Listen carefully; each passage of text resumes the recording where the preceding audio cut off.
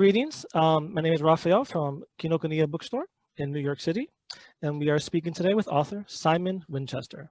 Simon Winchester is the acclaimed author of many books, including The Professor and the Madman, The Men Who United the States, The Map That Changed the World, The Man Who Loved China, A Crack in the Edge of the World, and Krakatoa, all of which were New York Times bestsellers and appeared on numerous best and notable lists.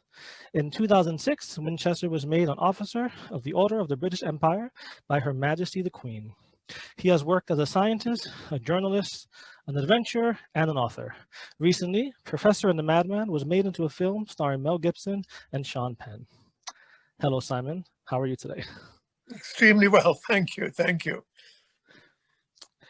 So to begin, your new book entitled Land, How the Hunger for Ownership Shaped the Modern World, published by HarperCollins, will be coming out.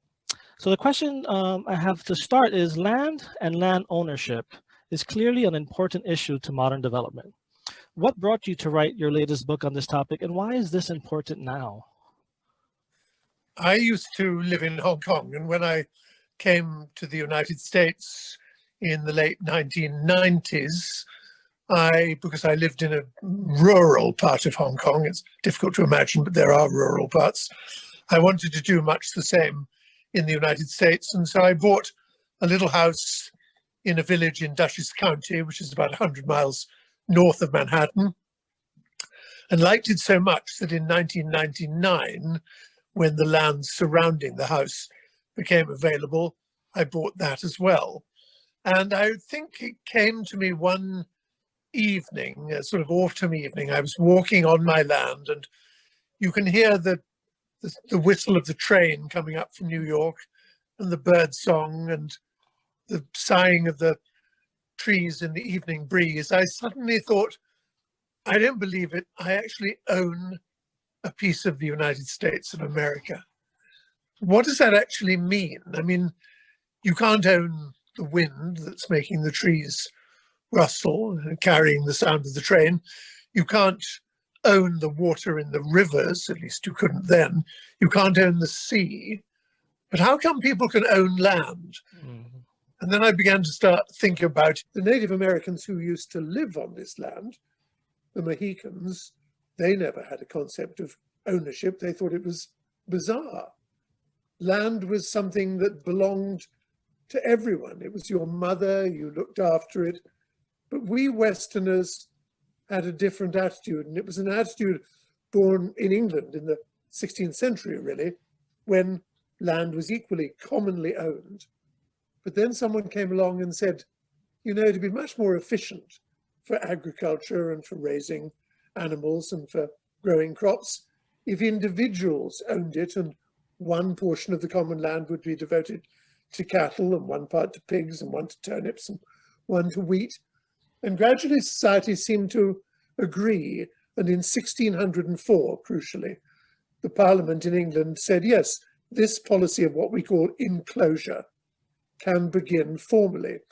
And with that began the whole process whereby ordinary people like me in Dutchess County, New York, could actually own, could have title, to be entitled to own land. And my wife and I were talking about this one morning at breakfast and thinking of the enormous social consequences and the bizarre thought of why anyone would wish to own land. And then when you think about it, once you've owned it, because it doesn't go away and they're not making any more or much more of it anyway, it has, in the view of the bankers, value, and you can use it as collateral against which to borrow money, for which you buy things, with which you buy things. So it's the basis of the capitalist system. So it's hugely important for capitalism, but nonetheless, to Native Americans, to native Aboriginals or Maoris or First Nation people in Canada, Australia, and New Zealand, it's bizarre. And that was the discussion my wife and I were having one morning. And she said, write a book about it. So that's what I began to do. And the book that I believe you will have in stock talks about that particular thing. And I find it to this day fascinating. There's so many books on land reform and so forth, but often they're a little bit dull. And I tried to bring a little bit of the human touch. Who were the people involved in surveying and map making and all the phenomena that go hand in hand with the ownership of land. Mm-hmm. That's fascinating. Do you have an opinion on the value of land ownership, or would you say it's an unavoidable feature of our societal development? In 1604, in a village in the south of England, very close to where I grew up, a village called Radipole, Parliament in London promulgated an act for enclosing the land in this little village. And they tacked a notice onto the church door and said, if no one objects, then this land that you've hitherto regarded as held in common will be cut up and given to individual people.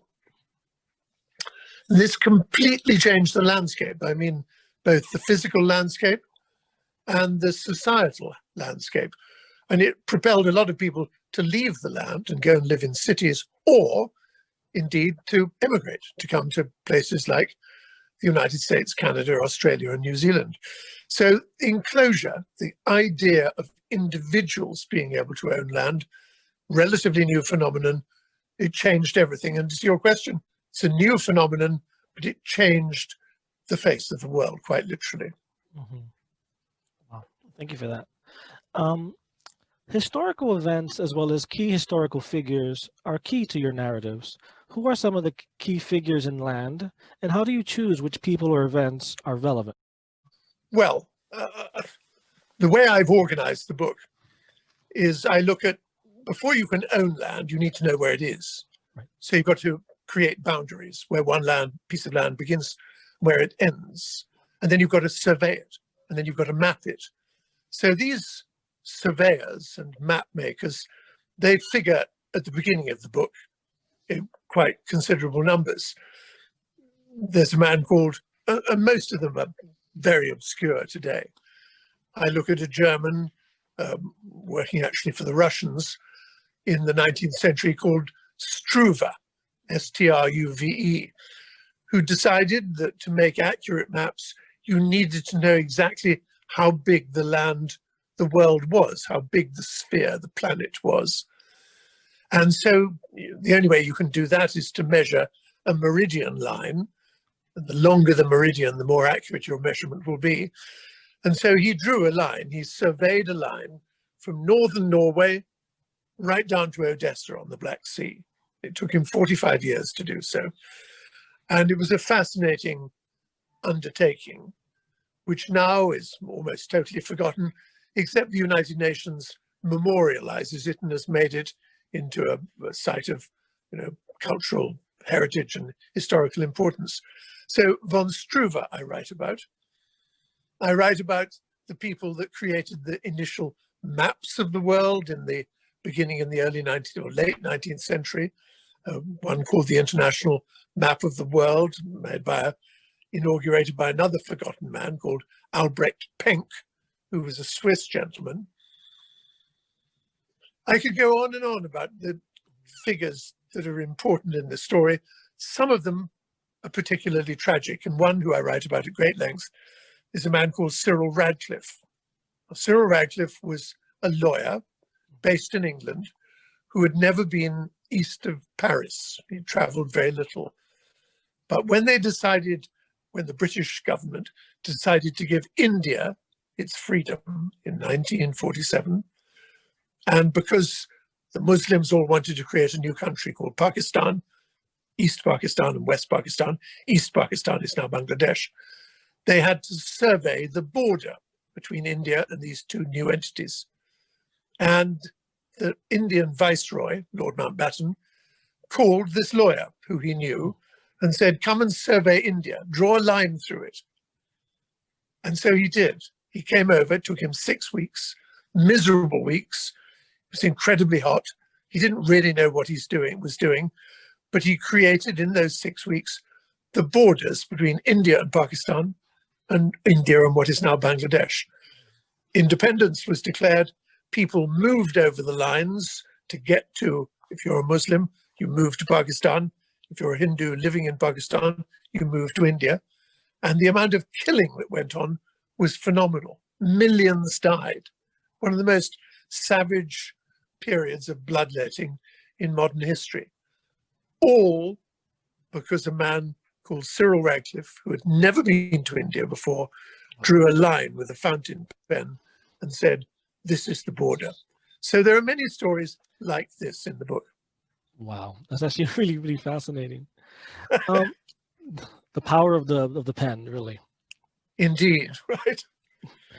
So you've had quite a career, including being a journalist and an author. You also had an early career in science, particularly geology. How would you say these different backgrounds influenced your books?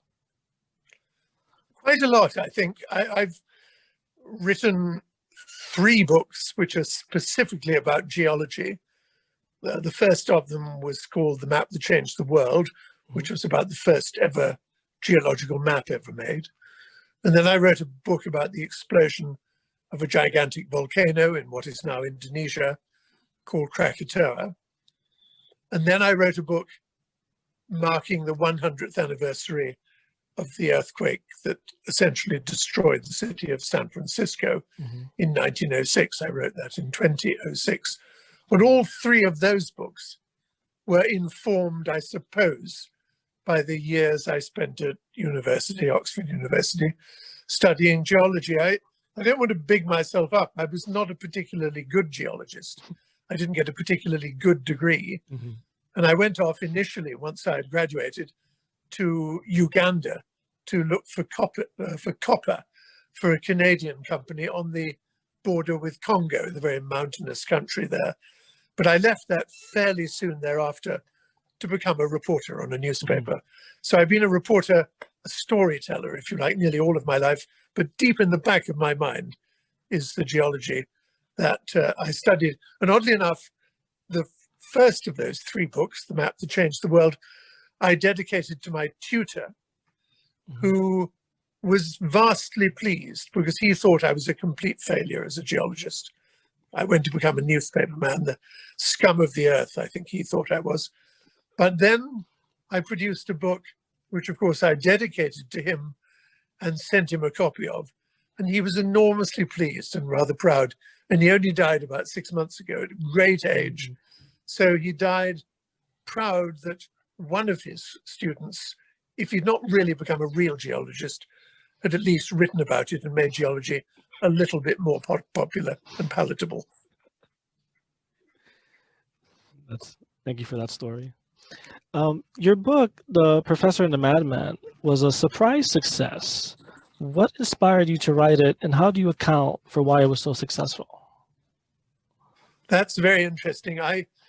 What had happened was I was writing a book about the shipping industry. I wanted to buy a little cargo steamer, about 100 feet long, 800 tons, equip it with a crew of friends of mine, and we'd sail around the world picking up. It sounds a ridiculous idea, but it was actually, I maybe trivialized it. It was actually a rather good idea, but quite expensive to do.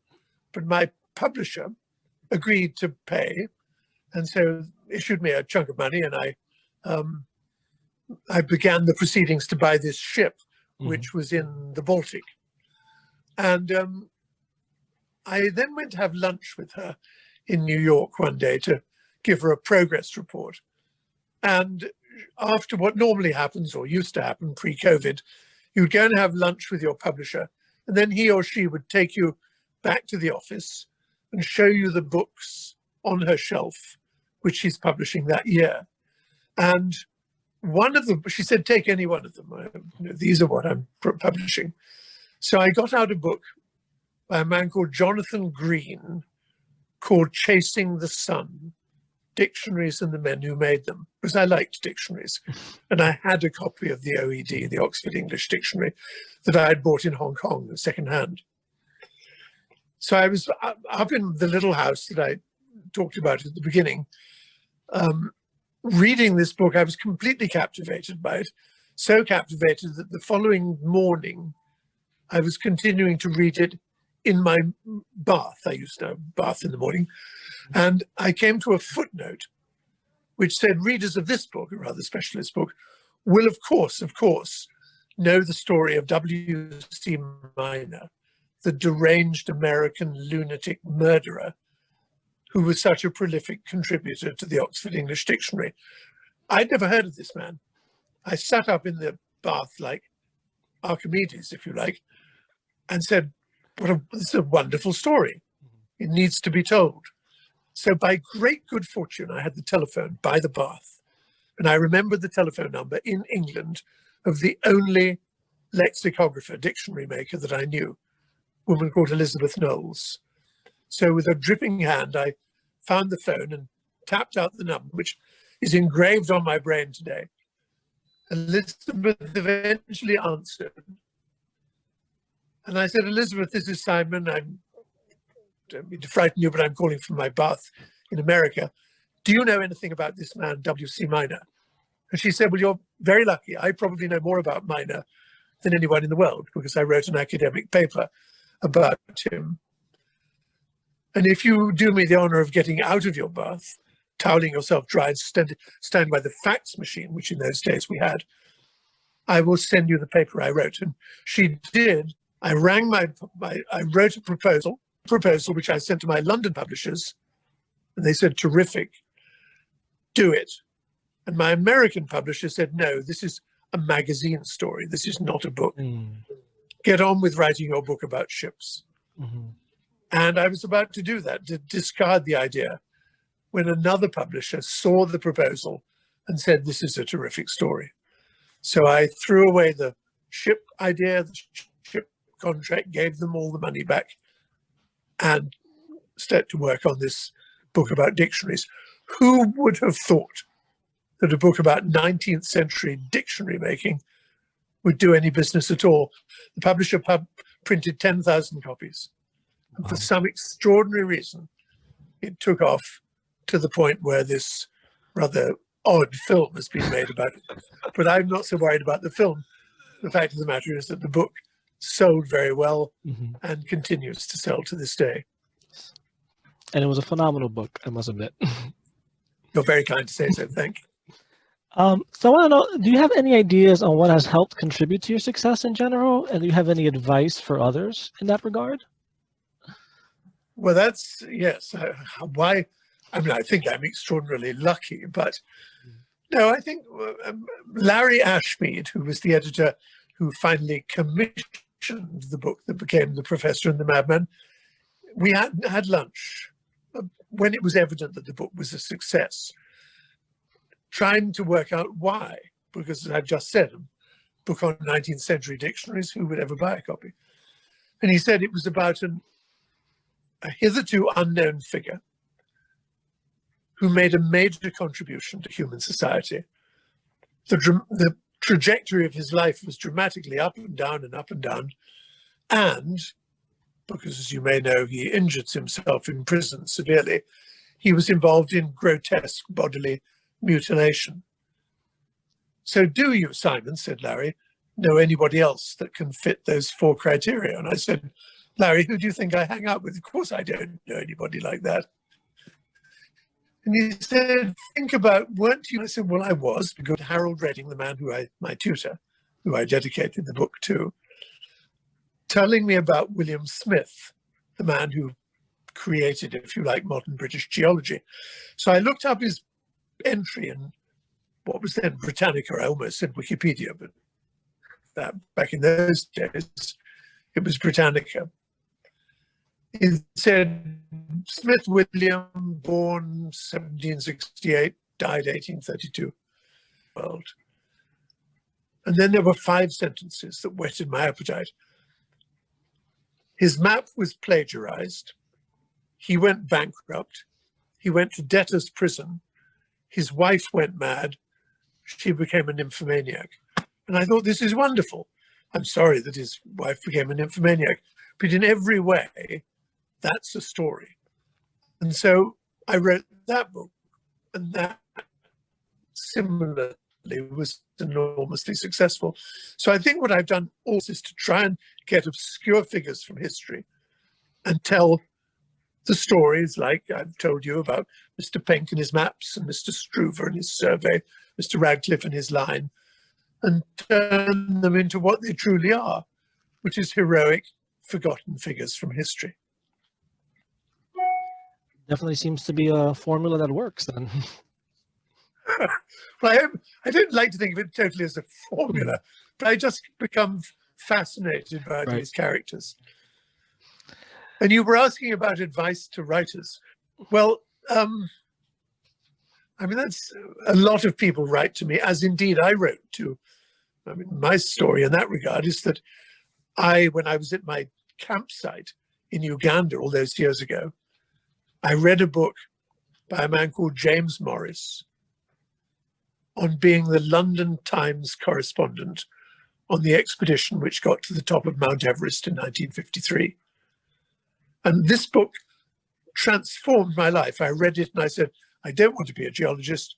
I want to be a newspaper reporter. And so I wrote to James Morris, who I'd never heard of, never met. And he couldn't have been nicer. And I found his letters the other day saying, come and be a journalist. Learn how to write quickly, to the right length, in a relevant way, and on time. And you'll have a wonderful, adventurous life, which I did. And indeed, James, who died just a few weeks ago, had a wonderfully adventurous life because he became a woman called Jan Morris. And Jan and I wrote books together and became the best of friends. And she died the other day, aged 94, having produced many books and changed at least one person in my life. So when people write to me, I take their letters very seriously. If there's any way that I can help you to write, not to write so much, but to learn to write, then I'm happy to help and point you in the right direction. Thank you for that. So you've led quite an active life, say an adventure-filled life. Would you possibly be working on an autobiography in the future? No, I don't think so, because I have the horrible feeling that when I write an autobiography, it means I'm going to die. It's like pulling the lid of the coffin down. So, I mean, I've had a lucky life. It's been interesting to me, but I'd rather write about other people than myself. Fair.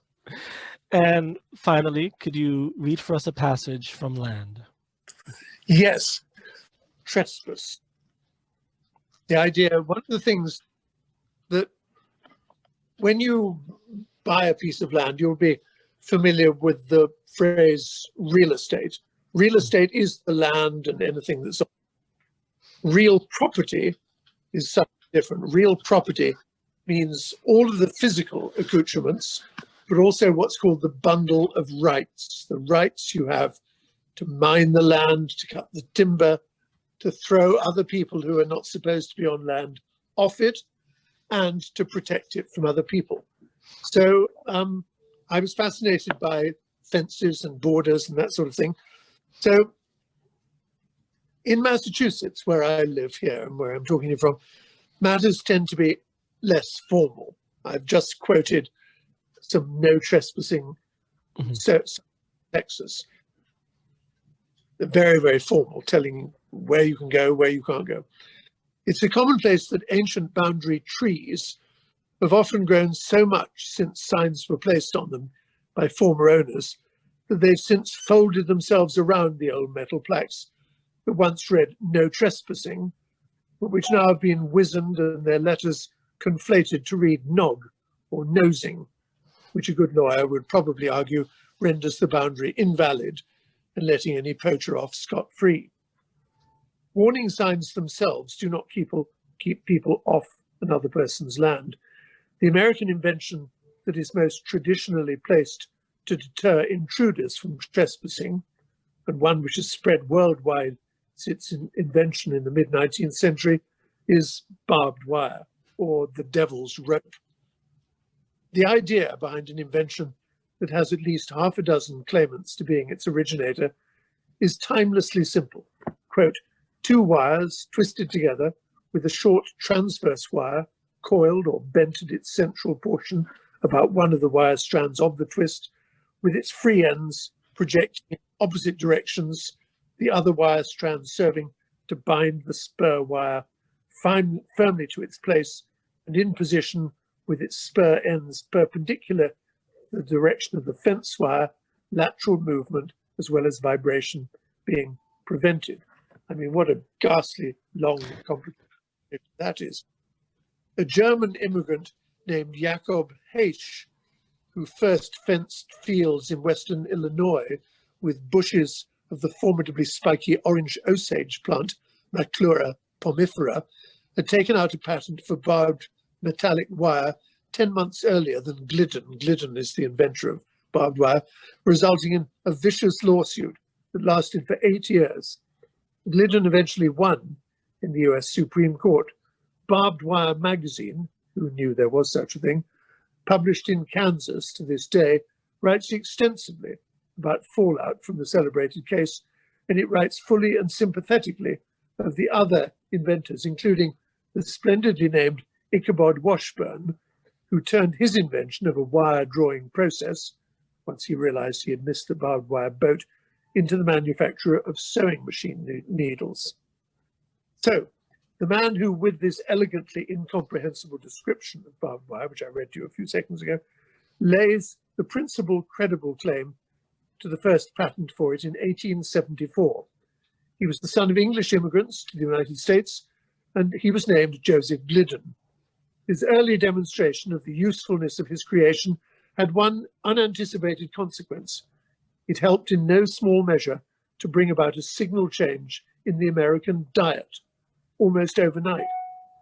The change derives from the simple fact that the first purpose of barbed wire was to keep animals in, not to keep people out. And to display how easy this was, Glidden built himself an enormous ranch on the near grassless plains of the West Texas Panhandle and housed there the near unimaginable number of 20,000 head of cattle. He was able to corral these animals in such numbers and at such relatively low cost by ringing the entire ranch with his newly made wire, some 120 miles of it, at a cost of some $39,000, far less than a conventional wooden fence and far less cumbersome. Having so many cattle pinioned in one place, conveniently close to a railway line that led ultimately to the stockyards in Chicago, played into the great beef bonanza that was just then gripping the nation. Beef became all of a sudden both cheap and available, with the result that almost overnight it would replace pork as the preferred national dinner-time dish. Corralling cattle in such numbers became, from the producer's standpoint, economically most advantageous, leading to the invention of that current abomination of the Midwestern agricultural scene, the feedlot. Given the known cardiac health disbenefits of today's massive beef consumption, leaving to the aside the effects of so unnecessarily large a cattle population on climate change, one might fairly say that Mr. Glidden's invention of barbed wire led, in time, to the currently high American incidence of heart attacks. Thank you very much for that. Would you be willing to make a pitch for the book for potential buyers? And please show us the cover. Of course. This is the American cover. The British cover is similar, but of course they won't be coming into your store. So this is the American cover, and I think whatever you may think of the insides, and so far the first review I've seen was in the New Yorker on the 18th of January, has been fortunately both very good and very long. At the moment, I hope that people will like the interior of the book, but the exterior of the book is extremely handsome. The HarperCollins, my editor there, has done a very nice job. So as a package, I know we shouldn't think of books as packages, but as a package, this is a handsome package. And I hope you would find that within it is something at least more beneficial to you than eating beef. Thank you for that. Thank you very much, Simon Winchester. Land, How the Hunger for Ownership Shaped the Modern World, published by HarperCollins, is available now. We have books with signed book plates by Simon Winchester only while supplies last at Kinokuniya bookstores. Thank you very much. Thank you. for It's been, meeting with us and having this chat. It was truly a blessing and an honor. It was great.